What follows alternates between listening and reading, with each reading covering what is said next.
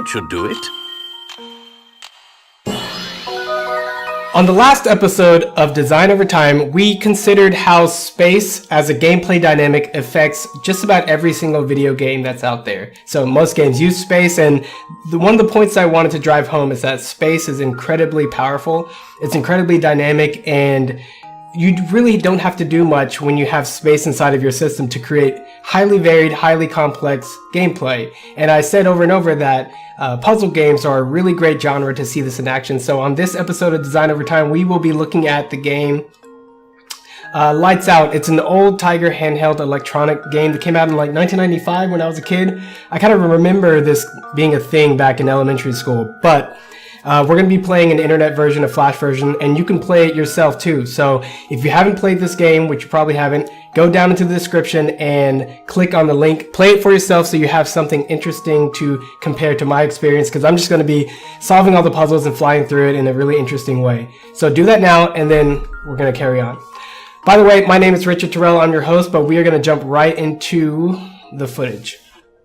Okay, so check it out. This is Lights Off. It's an homage, if you will, to Lights Out, but this is a flash version made by Mohammed Karim. And I'm going to go ahead and check out the rules real quick. Turn out all the lights. When you hover your mouse over it, you'll see a cursor that shows you which squares will be affected. You can see it right here. Every time you click, you affect things in a cross shape like this. So, you're supposed to clear all the lights in the puzzle in order to solve it. And that's essentially what's going on here. And that's all we need to know. Okay. So I think there's a right and a wrong way to play puzzle games. I think if you just fly through and you don't think very much and you get stuck and quit, that's clearly, to me, the wrong way to play a puzzle game. I think one of the most interesting things you can do, besides just getting through the levels, is being a little bit more aware of how you're getting through the levels, be a little bit more conscious of what you're thinking, and even explicitly, specifically develop certain heuristics, certain chunking patterns, certain sort of methods for solving these puzzles better. But I'm just going to show you a couple of levels, and then we're going to demonstrate how complex solving these particular challenges is, just because the spatial system is so dynamic. So we can see here in puzzle number 1, it's a 5x5 grid. You click this one, it solves the puzzle like so. Makes an obnoxious sound. I'm gonna mute. Jeez. And I might even mute this because we don't need sound. All right. So we look at this puzzle here. It's a similar setup. You click this cross, you click this cross, and you're on to level 3. I'm going to go ahead and continue solving it. Corners, you solve like that. And this particular formation is just one step removed from a corner. You click it, you solve it. You can keep going into the game just like this and kind of flying through and doing stuff like this. And recognizing simple patterns in order to get the job done.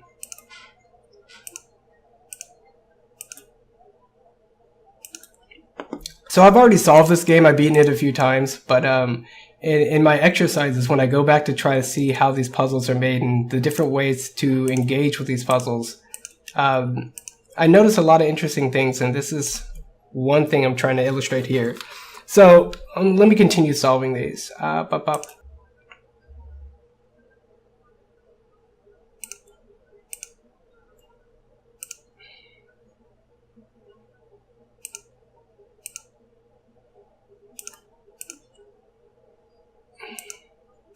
There we go.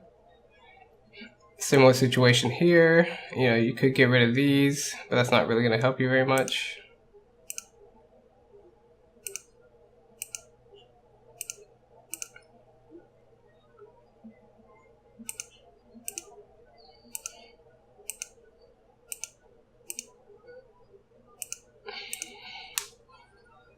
So many of the patterns are so fresh in my mind, I don't have to think too much about what's happening in these challenges.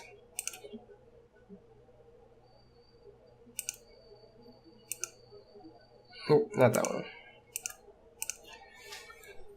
And we are on the second to the last level, so just looking very briefly at what we have here.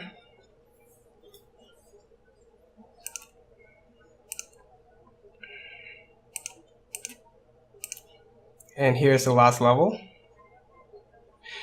This is the kind of level that stumped a friend of mine, Adrian. You heard him on another episode of Design Over Time, but everybody gets stuck at some point in these puzzle games, and it's kind of interesting. There's a whole nother conversation we can have about how you develop heuristics, how you develop your thinking patterns, how puzzles challenge us to use higher orders of cognitive skills, and where we get stuck, when we get stuck, and how we talk about puzzles. Those are all plenty of things I want to talk about in the future. But for this particular episode, all we're focusing on is how dynamic space is and how we can see that dynamism, that dynamic quality in the puzzle solutions that are right here before us.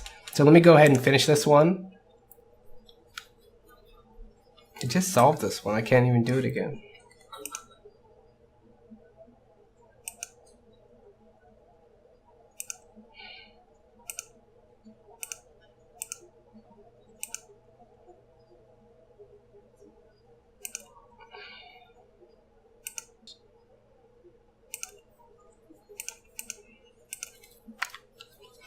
And that's the last level. Let me see if I can solve it again. It's supposed to be 7 moves for this one. 1, 2, 3, 4, 5, 6. Here we go. So that's the entire game. Those are all the solutions to Lights Off. But the ease and sort of the enjoyment that you'll get playing this game sort of hinges on it hinges on your ability to see the patterns and develop some heuristics. So one thing that I encourage people to do when they're playing puzzle games is to go back into levels and play them over again, or at least play them in a way that isn't directly trying to solve the puzzle. So in this case, instead of clicking in the middle, we can click other shapes and notice that this pattern right here is one that leads into a solution. So the double arrow, so to speak, the flying X, the butterfly, I'm going to call it the butterfly. This is a distinct pattern that you can look for later whenever you're playing, and so is this one, right? The butterfly, the bow tie, if you will. Right, this piece in the middle. So whenever you see these formations, you know that you are really close to a solution. And this is something that you typically wouldn't see unless you are specifically looking at it. And this is one you saw me solve before, this diagonal line. You can solve it just by clicking one by one and getting all the way down, or you can build them back up if you need to. So on and so forth, right? And just seeing how different shapes can lead into your solutions is really important. So hopefully I'm going to cut together a bunch of images to show you exactly how many shapes there are, but I want to continue to show you how many different solutions you can find for any given puzzle, right? So if a puzzle looks like this, you can fill out a lot of the rest of the squares and get something that looks like this, and definitely solve it from here. Right, this is another possible solution. Then we have symmetry here. Symmetry is really important. I always look for symmetry in order to help me find the solutions.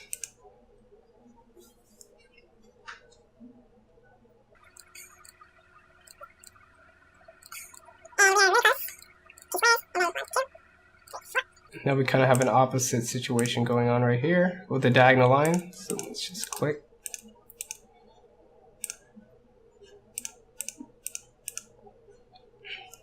These are new patterns I've never seen before.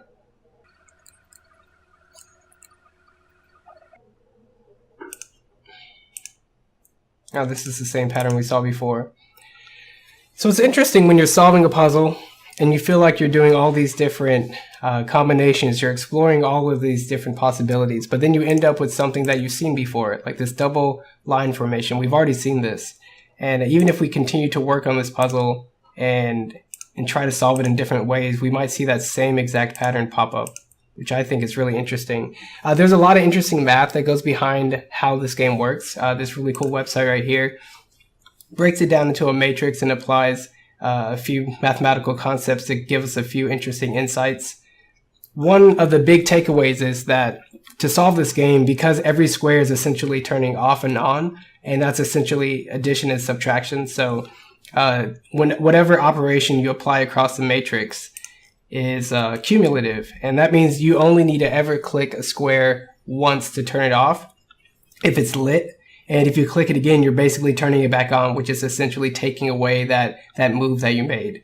So keeping that in mind when you're playing is an interesting tip, but the way it manifests when you're looking at this game is, oh, I keep seeing the same patterns over and over. That's because you keep clicking the same shapes over and over. And each puzzle has its own sort of pattern, its own cycle that you'll fall into if you don't recognize that there's only so many combinations that are possible, so many shapes that are possible. And if you just keep wildly clicking and moving around the board, you are eventually going to get to the same exact shape. Like I'll show you. We saw this shape before, right? So let's see if I can just randomly click some different ones and get to some of the same shapes.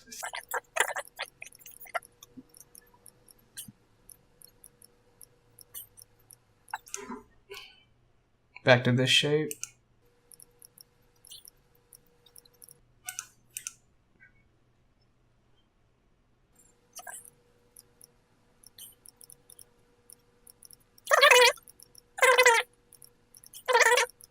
So this is a big X. And once you have a big X, that's interesting, huh? So it looks like whenever we have certain shapes, we definitely know we can take any position and take it to any other position. But our ability to do so is pretty much limited to our ability to recognize the patterns. And sometimes it's important to keep things symmetrical. Like right here, there's no symmetry. And symmetry is really important for recognizing patterns because we pick up on symmetry really easily. But we can easily make it, right? So look, I made some symmetry and then I can make this. And once I made this, you know, I can make levels that you've seen before, and I can even change it and make that diagonal, and then I can take these away and build it back up and then solve the level. So it's really important to find the symmetry, and it's really important to recognize a whole bunch of different patterns, right? So this map would have perfect symmetry per corner except for these middle pieces. And I think I got a little hung up on here. This was a puzzle that stumped me a little bit when I was first playing because I kept trying to do stuff like this, like, ooh, I'll add a bunch of shapes and then I'll take them away in very strategic ways and like this. And it gets quite complex. And I don't even know how to solve this situation because it's not symmetrical. So I'd have to get rid of the symmetry here, like this. And then when it's symmetrical like this, I can start doing stuff like this. And now I have all these patterns, I can actually get myself out of it. 2, 3, 4.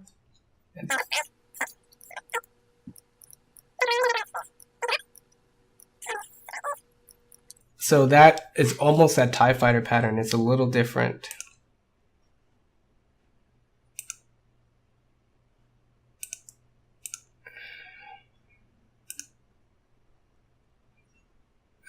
Right here. And we go from here to here to here, and we solve it. So when I first played this game, I didn't have any of these patterns in mind. I was just kind of going with the flow of it and just making sure that in order to solve a puzzle that I got stuck on, I would just try to keep track of the things I've done and try something new. And I think that's typically a way a lot of people play it, but there, as you can see here, there's a lot more combinations than it may appear to be. This puzzle game looks really simple, but as you can see here, recognizing the symmetry, recognizing the smaller shapes, recognizing bow ties, recognizing butterflies, recognizing like TIE fighters, cross patterns, diagonal lines, fish. I didn't show you the fish, but there's all these patterns that I give names to just to help me figure out what's going on.